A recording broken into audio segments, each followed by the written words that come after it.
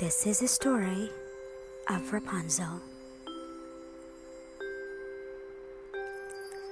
On a hill in the countryside, there was a wood. By the wood, there was a cottage. It was a small stone cottage, slightly run down looking, surrounded by a graying wooden fence. The garden was small and a little unkempt. In the cottage lived a man and a woman. The man and the woman had one single wish. They wished for a beautiful baby girl. They longed to hold her, comfort her, keep her safe.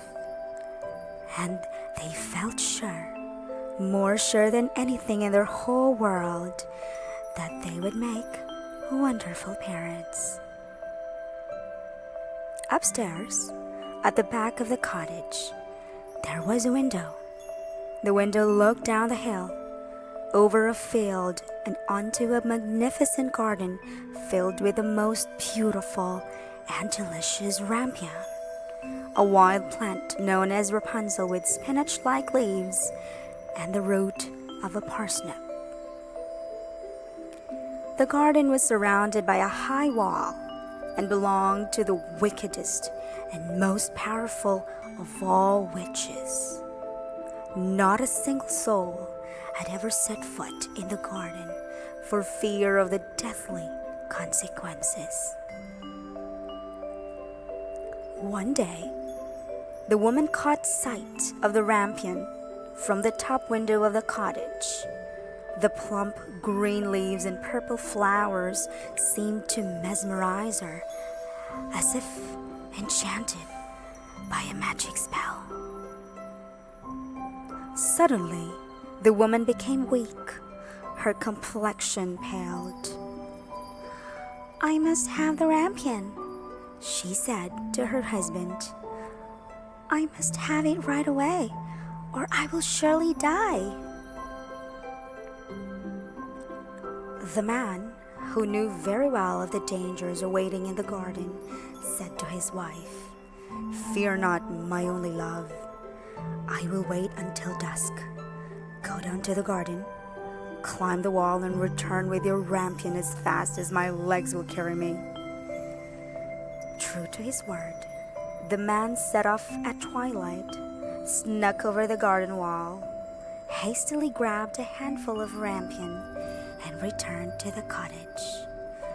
The man handed the rampion to his wife. "It tastes so good," cried the woman, stuffing the rampion into her mouth in great clumps.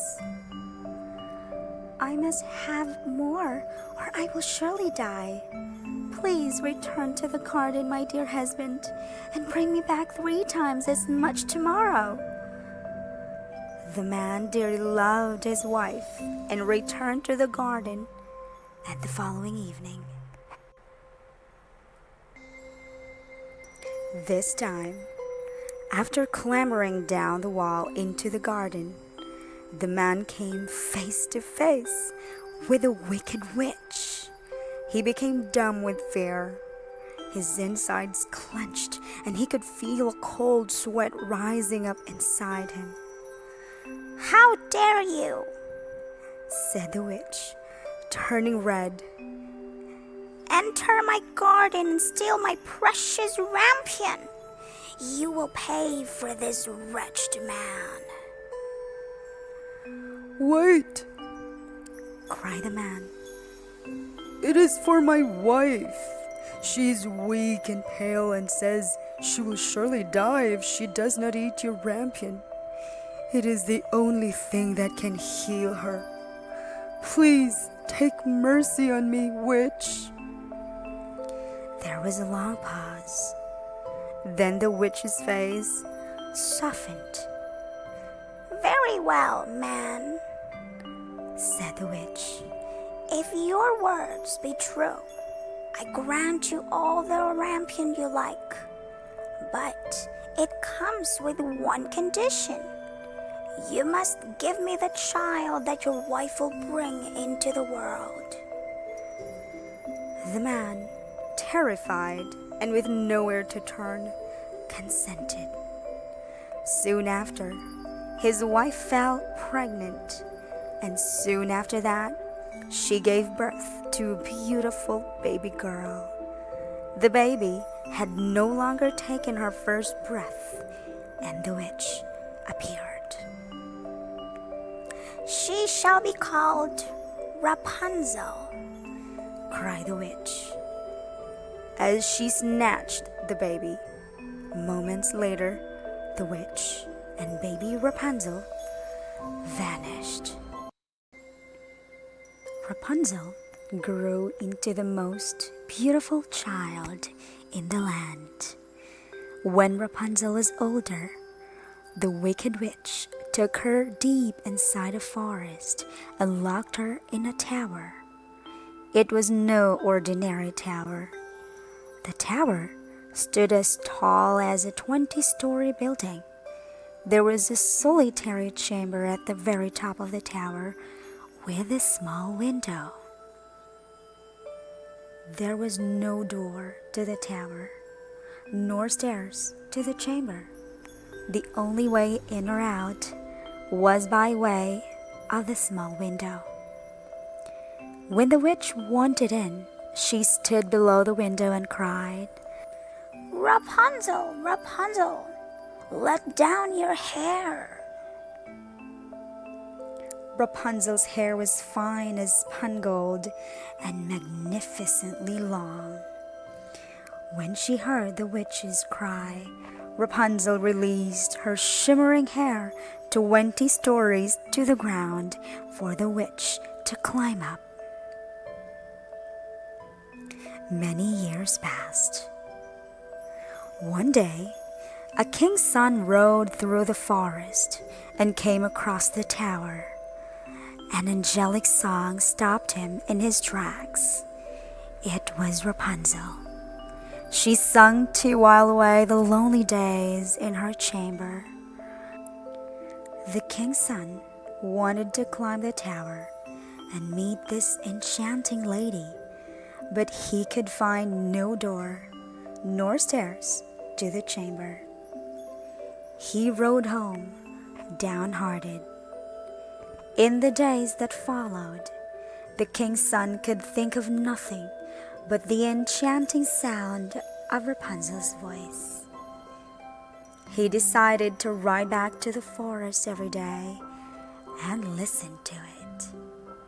While in the forest, the king's son saw the witch approach the tower, and he heard the witch cry, "Rapunzel, Rapunzel, let down your hair." Rapunzel let down her hair, and the witch climbed up. "This is the way in," thought the king's son. "I shall return tomorrow and do as the witch. Then I will meet the lady with a voice so sweet that we will surely be wed."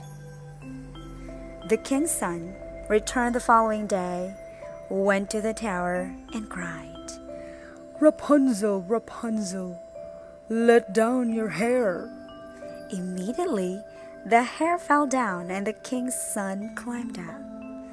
As you can very well imagine, Rapunzel was shocked to see a man enter her chamber. She had never seen a man before.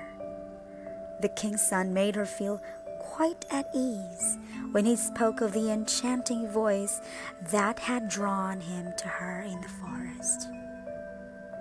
"Will you take me for your husband?" he asked. "I will gladly go with you," said Rapunzel. "But I cannot get down. Bring with you a pile of silk every time you visit. I will use it to weave a ladder.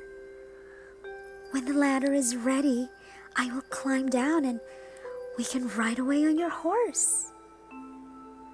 The king's son agreed to come every evening. This way, he could avoid the witch who visited by day. The witch had no knowledge of the king's son until one day Rapunzel let her secret slip. "Tell me, witch," said Rapunzel, "how is it that the king's son can climb up to me in a moment, but it takes you much longer?" "What did you just say?" cried the witch. "You are supposed to be separated from the world. You have deceived me, and you shall suffer greatly for it." The witch seized Rapunzel's hair in a flash. Rapunzel's golden hair lay motionless on the floor of the chamber, no longer attached to her head. "To the desert you will go," cried the witch. "You will live the rest of your days in horrible pain and suffering for your terrible sins." And to the desert Rapunzel went. That evening, the king's son rode up to the tower and cried, "Rapunzel, Rapunzel, let down your hair." Immediately, the hair fell down. But this time, the witch had hold of the golden mane. The king's son climbed up, expecting Rapunzel as before, but this time was met with the poisonous stare of the witch. "Your darling Rapunzel," sneered the witch, "is lost to you. You will never see her again." The king's son, reeling from the news of Rapunzel's departure, stepped back and fell from the window. He narrowly escaped with his life, but the thorns upon which he fell pierced his eyes. Now blind, the king's son wandered the forest in darkness, eating nothing but berries, thinking of nothing but his sweet Rapunzel's face, and hearing nothing but the silken sound of her voice in his head. The prince roamed in misery for many years. One day he came to the desert, the very desert that Rapunzel had been banished to. He heard the familiar sound of Rapunzel's sweet voice in the air and walked towards it. As he approached, Rapunzel saw him. She ran over. She wept for joy. As they embraced, two of Rapunzel's tears wetted the blind eyes of the king's son. His sight became clear once more, and he looked at Rapunzel. Then his adoring gaze fell onto young children standing next to her. "Meet your son and your daughter," said Rapunzel. "Are they twins?" he asked. "Yes." "Well, let's get you all home," he said. They returned to his kingdom to a joyous reception and lived a long, happy, and contented life together. The end.